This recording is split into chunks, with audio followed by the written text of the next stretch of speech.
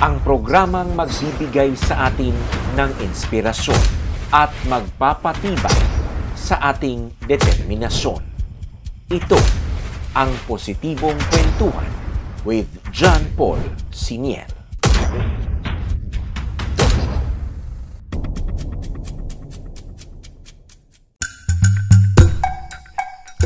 Isang magandang araw po sa inyong lahat, mga minamahal kong IDOQers, mga pinalangga na kong IDOQers. Welcome sa atong 5th episode dinhi sa Positibong Kwentuhan with John Paul Siniel. Naata karon dinhi sa Special Barangay Kibagyo under sa Mother Barangay Langtod ng Laak, Davao de Oro. Specifically, naata sa Kibagyo Patrol Base ng Delta Company ng 60th Infantry Battalion ng Philippine Army. Dahil sa lugar na ito, meron na naman tayong natagpuang kwento na kapupulutan natin ng inspirasyon at determinasyon. Talagang positibong kwentuhan ang mangyayari ngayong araw na ito. We will be talking about economic development, progress sa buhay ng ating mga civilian active auxiliary o mas kilala bilang mga CAFGO. And to discuss that, makakasama natin bilang guest ang kanilang kadre, walang iba kung hindi si Staff Sergeant Rizaldo Batacandolo. Sir, maayong adlaw. Adlaw, sir. Oo, welcome sa ating programang Positibong Kwentuhan na maririnig, mapapanood both sa YouTube at saka sa Facebook and also maririnig sa ating Radyo Amigo. Sir, I understand while I was in 60th Infantry Battalion, the former company commander of Delta na si First Lieutenant Divina,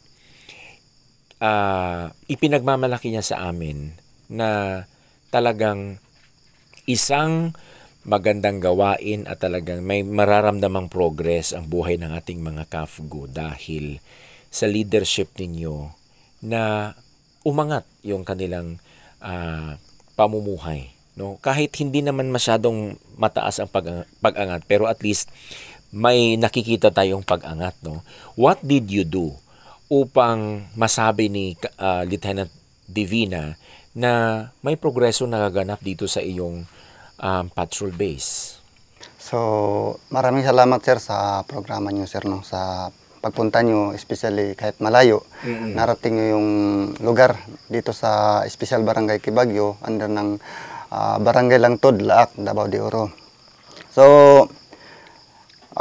itong unang-una talaga, sir, nilagay ako dito bilang patrol base commander ng dating CO ko, si Sir Divina, to develop na mayroon siyang tinasking sa akin na gustong i-develop yung mga kaan natin, especially yung patrol base, na matulungan yung mga kaan natin. Kasi yung trabaho namin naisip bilang patrol base commander, sir, is double function kami. Okay. No?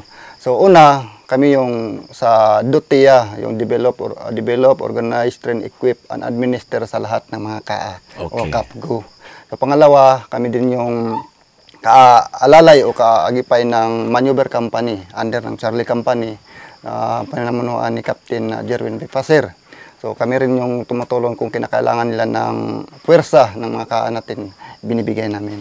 So based doon sa mga yung advice sa akin, sir, na i-develop ko yung detachment. So unang-una talaga nakita ko, sir, so pagdating ko dito back to May 25, 2019. Mga ganitong oras ako dumating dito, sir. Hinatid ako ng taga Charlie Company. So that's 4 years ago? 4 years, magpa 5 years ako next year dito sa Kibagyo, sir. So dati nga, sabi nga natong former pa na company commander ko, sir, na si First Lieutenant Inocencio Kiming, kapitan na ngayon, na temporary lang daw ako dito. So, since nung nakita naman ng kapitan dito, na pag-upo ko dito bilang patrol commander, nakita nila na dedicated ako sa trabaho siguro, nakita nila. So, ni-request nila ako dun sa dating CEO ko na hindi muna ako alisin dito. Hanggang na-relieve Sir Kiming, First Lieutenant Captain Kiming na relieve siya na palitan ni First Lieutenant Alexander Pidibina na former CO din namin. Yes. So, ganon din ang ginawa ng mga tao dito. Dati sir, gusto nga nila sana ako alisin ni CEO kasi ibalik ako doon sa kumpanya. Kaso lang pinigilan ng mga tao. Kasi doon sa pagdala ko ng leadership dito sa barangay.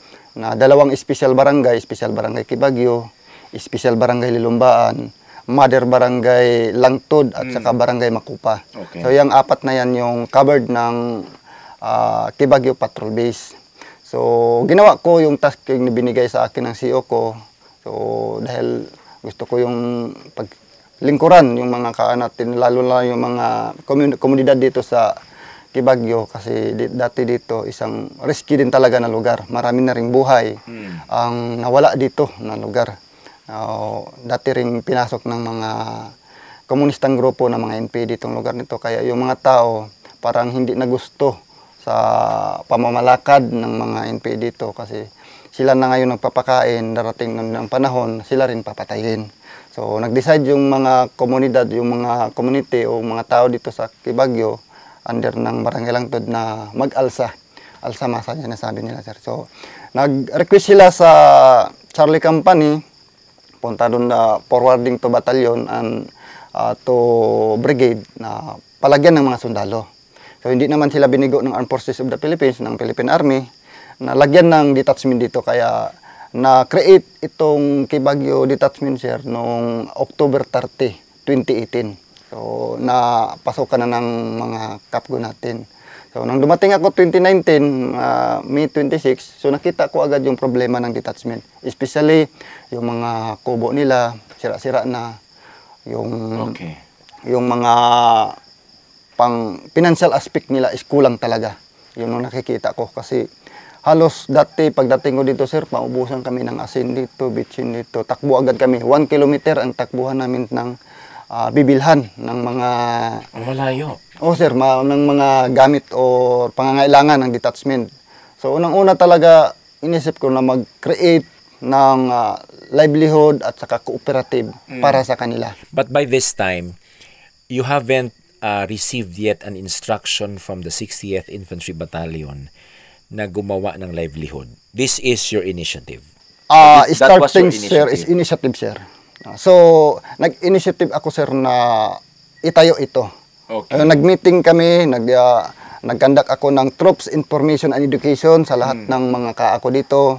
Pinag-usapan namin, pinagpulong-pulungan namin kung anong maganda. So mayroon ng iba sir, nag-object kasi sabi nila, wala rin yan sir. Kasi marami na kaming nasalihan ng mga cooperative, nalulugi din, pati yung mga kapital namin, nawawala. Yes. So kaya dinefend ko naman. So wag natin muna husgahan habang hindi pa natin nasubukan. Subukan muna natin, saka natin tingnan kung maganda o hindi. Pag tingnan natin na hindi maganda, buwagin natin. Pero kung makita natin na maganda, ipatuloy natin. Sino-sino yung mga medyo ayaw? So, yung medyo ayaw dati na ka, so wala naman ngayon sir kasi... pero mga kaa sila? Sir, kaa rin sir. Kasi lahat kami na nagpupulong-pulong dito sa loob ng patrol base is lahat kaa at saka ako na sundalo. We only have one enlisted personnel. Enlisted personnel na nandito na assign dati sir kasi within 4 years ko sir is single post. So, kumbaga, nag-iisa akong sundalo sir. So pag umuwi ako, re-request muna ako sa Manjumber Company kung sino magde-temporary dito sa Kibagyo. Okay. So fast forward, you didn't, hindi ka nagpadala sa negatibong hindi sir. Kasi ang gusto ko kasi sir, nakita ko kasi unang-una talagang dating ko, yung financial aspect ng mga kaan natin is masyadong mababa. Puno baon sila sa utang. Kahit doon sa baba na mga tindahan sir, mga sari-sari store, halos hindi na sila pautangin dahil yun nga, malaki na yung utang nila. Kaya nag-decide ako na magtayo dito. Kaya napagsunduan namin na maglagay ng contribute ng tagwa 1,000 bawat isang tao. So that time, ang total strength ko that time sir is 35 ka. That includes you? Not. O ika-36 ka? 36 ako sir. Okay. 35 pang 35 ako sir. Pang 35 ako. So 34 yung ka natin. 35 ako. So nabuo namin sir O nag-contribute kami, nabuo namin yung 35,000. No, nag-start namin, nag-operate yung ka-livelihood namin dito sa Kibagyo, February 26, 2020. Nag-start kami. Okay. So, after 10 months niyan, sir, na nag-operate, so lumago naman. Lumago. Umabot siya, sir, ng mahigit, umabot siya ng 100,000 mahigit, no?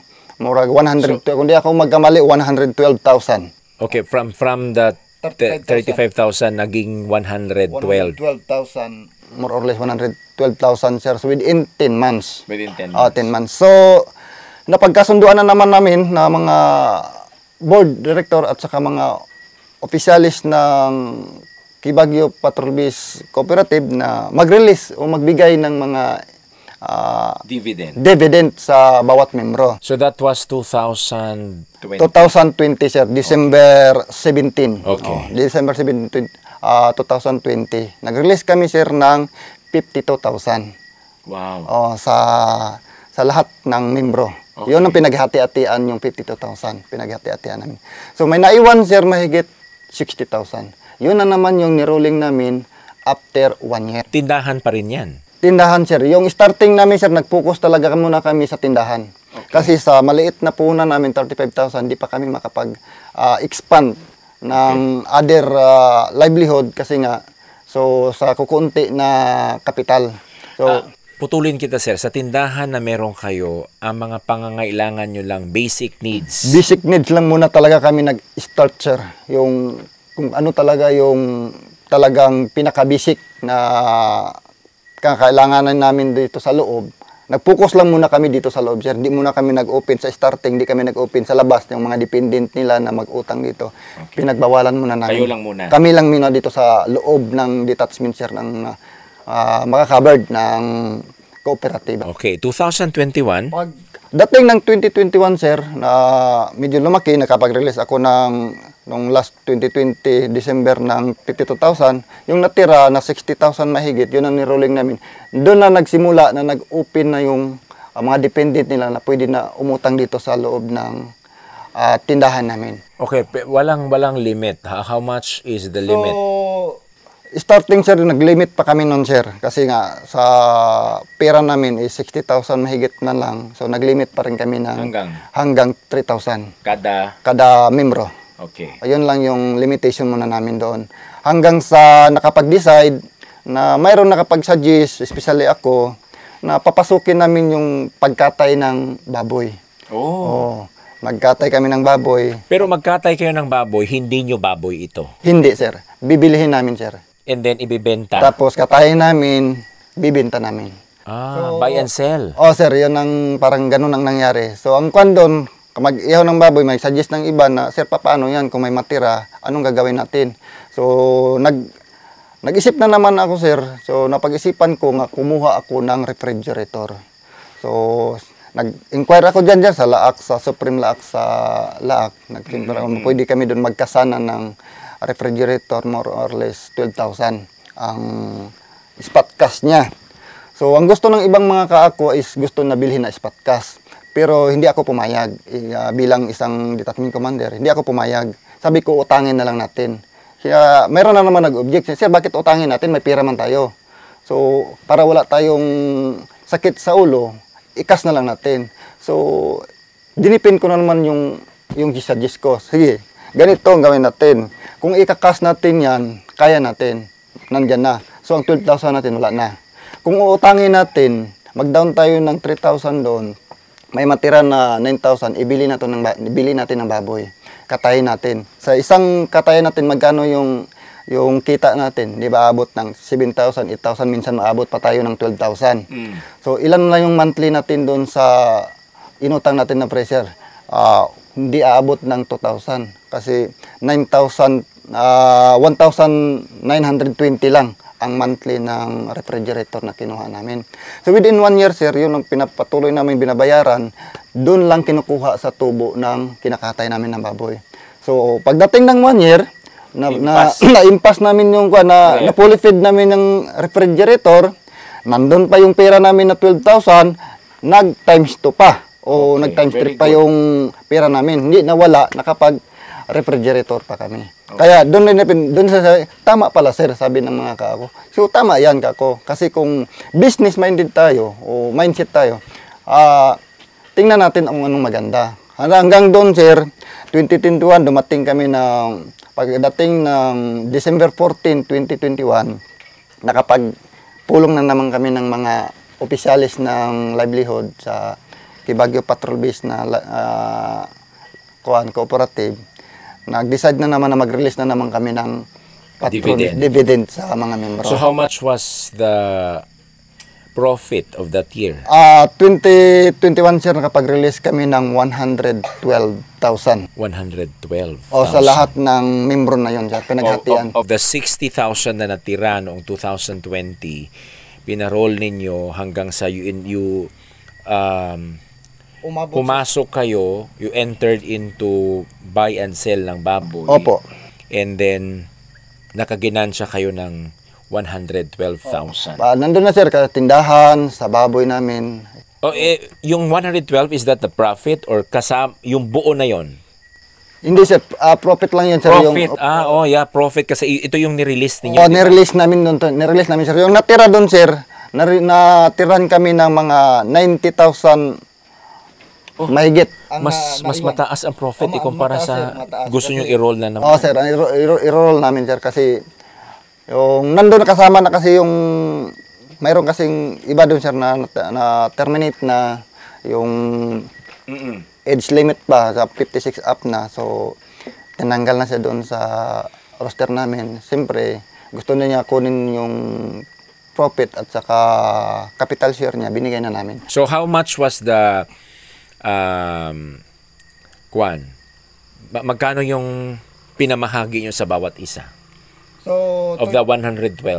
2021 sir, ang iba hindi magkapantay kasi dalawang basihan namin dito sa pag-release ng profit sa cooperative sir. Una, yung magbigay kami na fix kung magkano yung dividend na ibibigay sa bawat membro. Pangalawa, yung incentive. Yung binili at sa inutang na binayaran niya, kukumpute namin yun sir sa buong taon kung magkano yung nabili niya dito sa cooperative, ita-times namin ng 0.2%.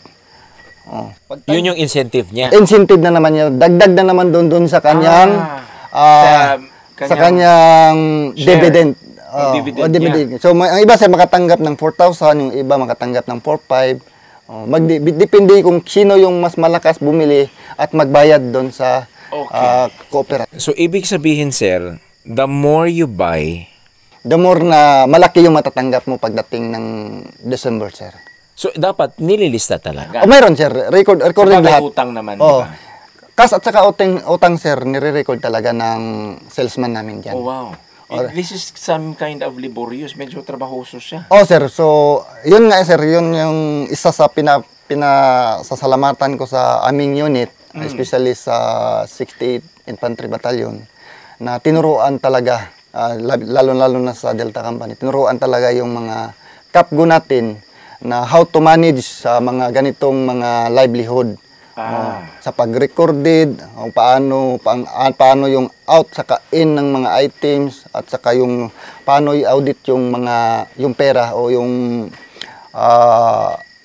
properties ng cooperative. So at least while meron kayong ginagawang operation sa livelihood, hindi kayo pinabayaan ng inyong mother unit na magkaroon kayo ng enough knowledge sa pagpapatakbo ng pera. So, nandyan talaga yung nasa likod namin yung mother unit namin, sir. Sila talaga yung nagpupursige. So, nakita nila kasi yung sir, yung kumbaga pa, itong Kibagyo, ang nagiging sentro nila na nakunan nila ng idea na maganda ang resulta. So, yun na yun. So, pinakalap na sa mga halos lahat ng mga patrol base. In-inform sila sa kung ano ang ginagawa ng Kibagyo. Nakaya ng Kibagyo na magtayo ng kooperatiba na napalago nila na special barangay. Okay. Nakaya ng Kibagyo na na-develop ang detachment nila na wala namang era yung barangay. Fast forward tayo sa 2022. So, fast forward sa 2022 sir, sa natira namin na more than 90,000. Yun na naman ni-rolling namin. So, dati, kung lang sir, yung pag-ihaw ng katay ng baboy, sa katindahan, yun na yung livelihood namin. So, nag-expand na naman kami sir, nakapag-isip na kami ng other business na naman.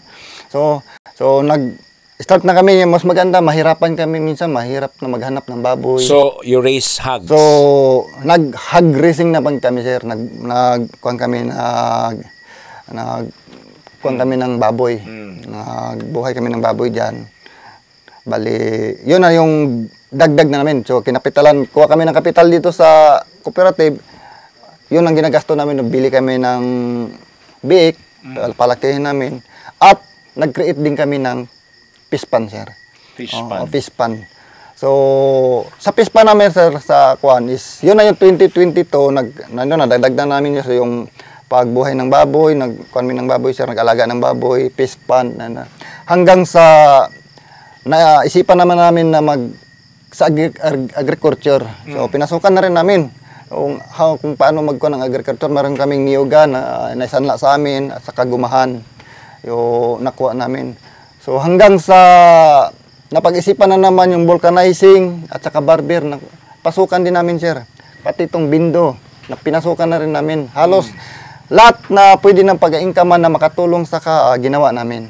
Para ang goal kasi natin namin, lalo-lalo na ako, na maangat man lang yung financial aspect ng mga kaa natin. Dahil yung mga kapgo natin, wala man talaga silang sahod. So this all happened in 2022. Ito mga pinagbabanggit mong vulcanizing shop, hog racing,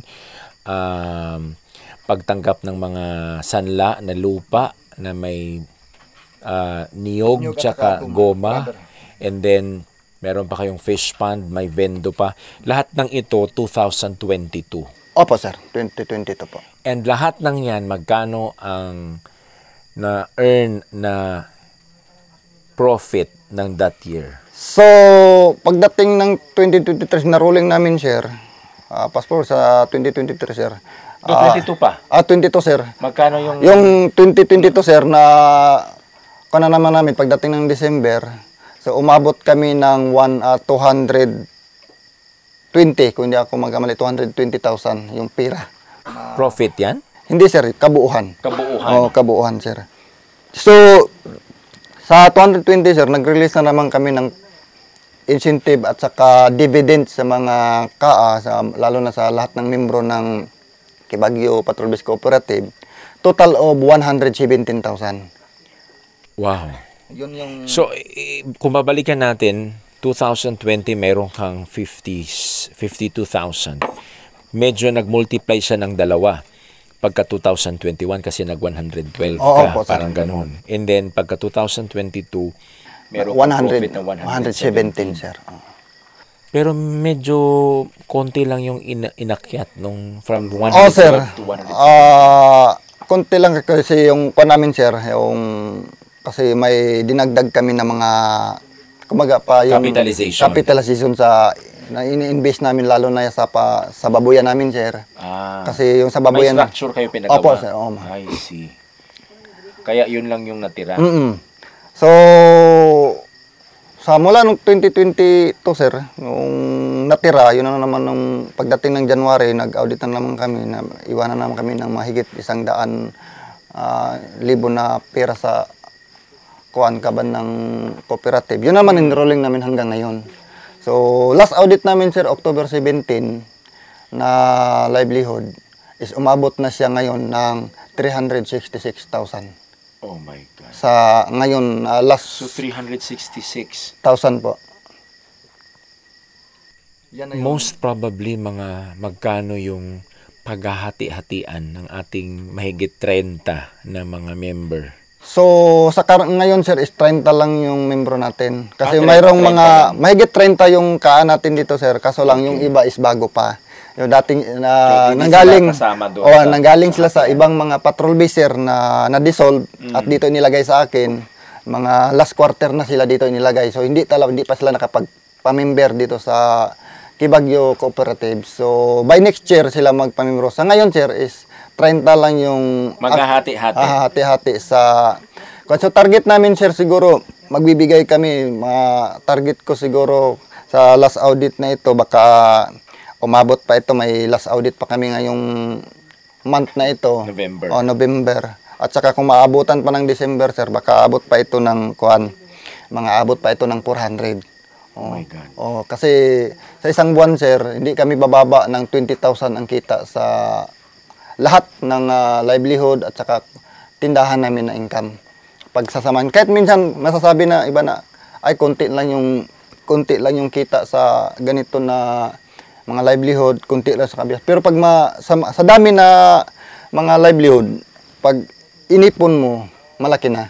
So, magtakas la, abot kami, sir, na minsan nga na-reach namin yung 36,000 a month na income. Wow. Dito sa Kibagyo. So, are you saying, sir, that maghahati-hati kayo sa mahigit 200,000?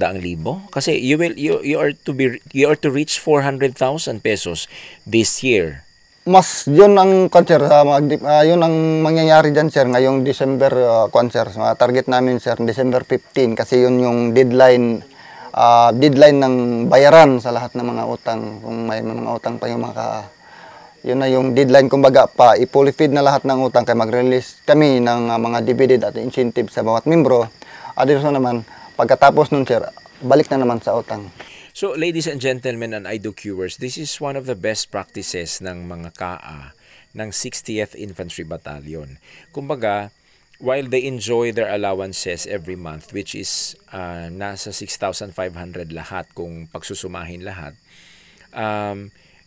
habang naghihintay sila ng 12 months na matapos ang isang taon, magkakaroon sila ng dividend na ganito kalaki. Kalaki dahil malaki naman talaga siya kung sa isang business entity ang pag-uusapan, but they have to divide it kasi ang pera ay galing lang sa nagpagsisimula nila ng 1,000 piso bawat isa. Imagine they started at 35,000 pesos kasi 35 silang lahat dito sa patrol base. And then, by this 2023, aabot sila ng 400 mahigit 1,000 pesos. So, doon natin makikita na pag talagang seryoso at determinadong i-achieve yung isang goal, ay talagang makakamit. You know what, IDOCuers? Coming here sa patrol base ng Kibagyo is not easy. Not easy dahil nasa liblib ito na lugar ng Laak, Davao de Oro. I think from Doña Andrea to here, mga ilang oras kaya? Mahigit 1 oras, sir. Mahigit 1 oras. Tapos, from the highway, hindi lahat sementado coming here. Lubak-lubak talaga yung daan. Pero, matingala ka, nga dunay usa ka inani nga negosyo sa hilit nga lugar mo income of 400,000 pesos. Now, question, sir. You've already told us the strategies that you implemented. Anong sikreto natin at kaya nating bantayan yung perang kinikita ninyo kada buwan? So, ang sekreto lang talaga dito, sir, ginawa kong policy, every month yung audit talaga sa lahat ng property ng Kibagyo Cooperative. So, hindi kami nagmimintis dyan, sir. Every month talaga audit. Mag-auditing kami kung nasa na yung pera, magkano yung kinita ng pera. I-match ko yan sa last audit at saka yung sa latest audit. So, pag hindi ako success, bilang isang kadre, papaulit ko sa kanila yung pag-audit. Pero may knowledge ka in the past as to financial management? So, sa akin, sir, through experience lang. Wala man ako sabi na may sarili ka negosyo? Wala, sir. Wala? Wala, sir. So, kuwan lang, sir, na gusto ko lang kasi na kuwan nga, wala namang ibang kuwan, sir, na mga business, lalo na ito, sir, sa mga livelihood. Kahit siguro na hindi natin pag-aralan, basta pagpursige, nasa determinasyon natin na gusto natin gawin at makatulong, especially sa ating mga KAA, wala talaga na hindi rason na hindi natin kaya. Okay. Ngayon, meron kayong prime responsibility. And then, prime responsibility ninyo is pangalagaan yung seguridad ng mga area of responsibility ninyo. Yes, sir. So, these are mga 4 areas yata, Sir, yes, sir. sa nabanggit ninyo. Hindi ba naapektuhan yung trabaho ninyo? Baka masyado na kayong na-focus sa pagninegosyo? So, hindi, sir. So, iba yung sa livelihood na trabaho, iba din yung yung trabaho namin to maintain the peace and order sa loob ng area namin ito sa 4 na barangay, 2 special barangay at saka 2 regular barangay, sir. Hindi pa rin kami nagmimintis.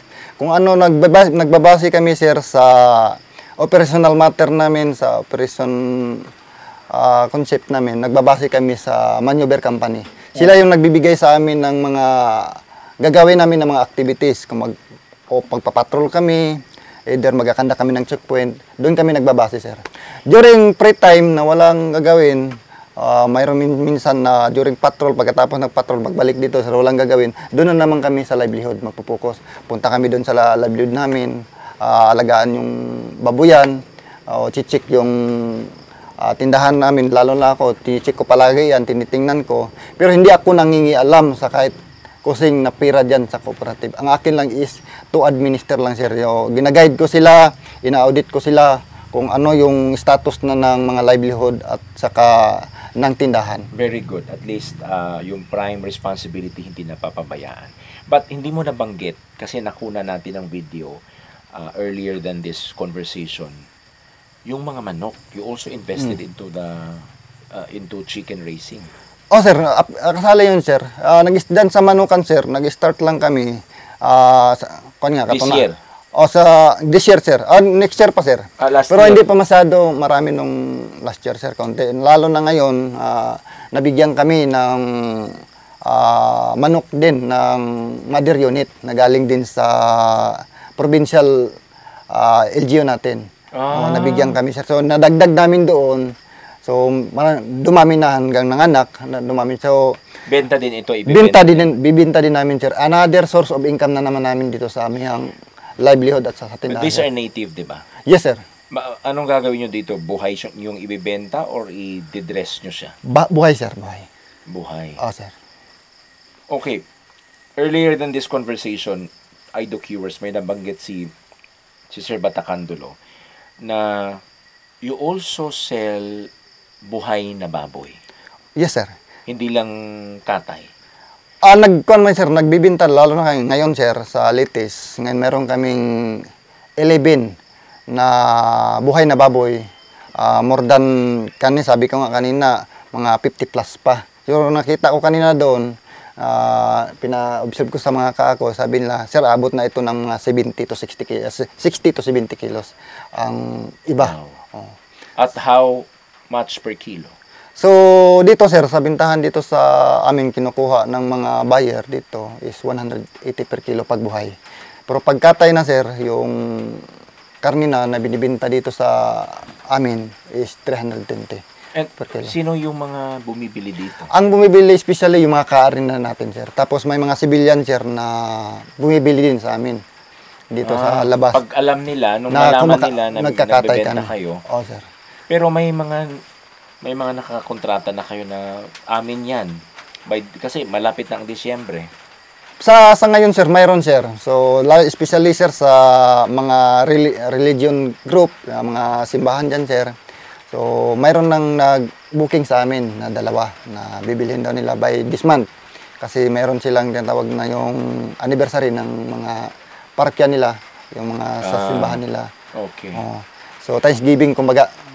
So, bibili sila doon ng 2 baboy sa amin. Kung available, meron kami available kasi mayroon pa man na 11 na available. Okay. Sir, yung pera, saan yung tinatago?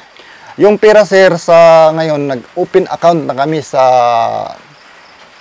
BDO. So, mayroon na kaming ATM, mayroon na kaming passbook. Yung pera dyan, sir, na pag tingnan namin na may pera na nakatanbay dyan, i-deposit na agad namin sa bangko. Para for safekeeping purposes. For safekeeping. Sino yung may authorized lang na tao na pwedeng humawak noon at saka magpirma ng withdrawal? So, sa ngayon, sir, ang sa paraan ng pag-withdraw namin ay through ATM. So, ang ATM na yan, at hindi alam ng ibang mga membro, kundi ang nakakaalam lang dyan, ako na kadre at saka yung chief KA namin dito. Kasi yung ang chief KA dito, yun na yung nagsisilbing presidente sa kanilang cooperative. Oo.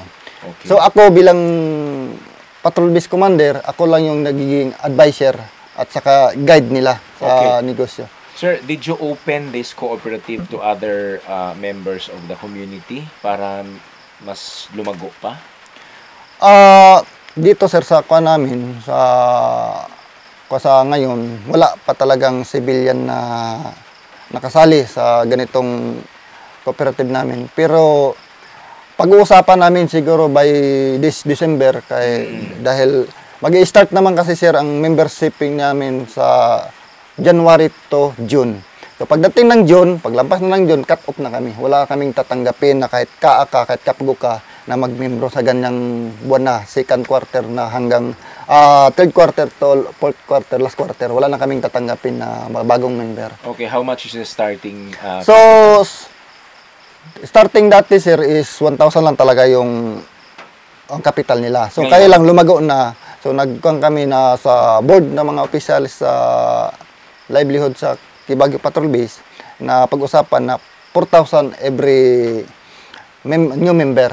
Pero kahit kung i-subdivide natin yung natirang pira, kahit pagtag 6,000 to 7,000 pa ang pira ng bawat membro, yung bagong pasok na membro yan, 4,000 lang talaga yung bibigay. I-membro niya sir, ibibigay niya na pera. Hindi na nasabi na habulin pa niya itong 7,000 na natira sa kanila. Basta yun na lang yung members namin is 4,000. Okay. And you know what, my beloved IDOQers, because of these happenings since 2019, na pumasok si Sir bilang kadre ng patrol base na ito hanggang sa nagsimula ang negosyo ng 2020 hanggang ngayon 2023. This year, 2023, hinirang na best kadre si Staff Sergeant Rizaldo Batacandolo bilang sa 101st Infantry Brigade na anniversary. Yes, sir. And congratulations. Thank you, sir. Of the many detachment commanders, mayroon ang 101st Infantry Brigade. Actually, ang 101st ay may dalawang batalyon by this time, di ba? Ang 25th IB at saka 60. Ang 60, mga ilang kayo dito? Ang detachment namin, sir, more or less 40 detachment ata kung di ako nagkakamali dito. 40 detachment. Sa 40 na iyan. Sa 60 lang yan. Paano pa sa 25th? Sa 25th. Hindi kasali yung sa 25th. So, nasungkit niya yung best cadre. Well, based on your pagkukwento sa amin, talagang dapat lang. No? Kasi hindi madali. In fact, the skills that you had, pwede na yun, sir, na ikaw mismo ang gumawa ng sarili mong business. But you did not, di ba? Sir, pwede ko talaga gawin. Sabi sarili ko sa akin para sariling income ko. Pero hindi ko ginawa, sir, kasi ang goal ko talaga dito na matulungan ko talaga sa financial aspect yung mga kaa natin, yung mga kapgo natin. Kasi yung gusto ko silang tulungan kasi nakita ko talaga dito is yung pamumuhay ng tao is more on agriculture. So pinasok namin yung mga agricultural din, sir, at saka livelihood ng mabuyan at ipakita hindi lang din para din sa mga kapgo natin. Sa ipakita din natin sa community kung how to manage at kung paano palaguin, paano mag-alaga ng mga hayop na lumago. Doon namin nakikita. So, especially, lalo na sa pispan namin, sir, marami na yung nainggan nyo na civilian na gumawa rin ng sarili nilang pispan. Kasi nakita nila sa amin, minsan mag-harvest kami sa 1 kilo, 3 piraso. Malalaki, sir. Ano pala yung isda? Tilapia, sir. Tilapia yung namin bibili pag mag-harvest kami. Mga komunidad na rin ang bibili sa amin. Magkano ang kilo? So, mura lang yung binta namin, sir, na 150 per kilo. Yung buhay na isda, bagong huli talaga. Yung namin po, yung order sa amin kung ilang kilo, saka namin kukunin doon sa pispan. So, saka namin ibenta sa kanila. Mag-order sila? Oo, order sila, sir. Ano ang dream mo for the cooperative? So, ang dream ko lang talaga, sir, unang-una talaga sa pagdating ko dito, isa lang mayroon na akong talaga nabitawang salita sa kanila dito. Kasi nakita ko talaga dito is dati pagdating ko, marang sira-sira na kubo, walang mga source of income ang mga source of other income ang mga kaa natin habang nagjo-duty.